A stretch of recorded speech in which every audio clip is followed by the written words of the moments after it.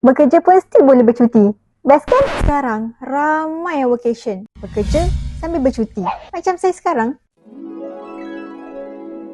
Tapi bila bayar hotel, Airbnb, homestay, mulalah tertanya, boleh ke claim cukai ni? Okay, first of all, macam biasa, korang kena relax dulu. Jom saya explain. Sebenarnya, ramai je yang terus simpan resit hotel sebab diorang fikir yang diorang kerja pada waktu tu. Bagus tu memang dah bagus dah. Tapi bukan semua resit penginapan korang boleh claim macam tu tau. Kat sini ramai yang salah faham. Kalau korang duduk hotel atas urusan peribadi ataupun cuti, yang tu memang tak layak lah.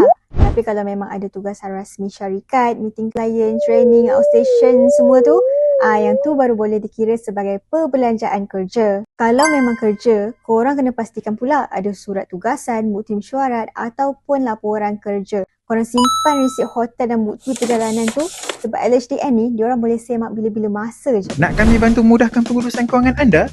DM kami sekarang untuk semakan percuma.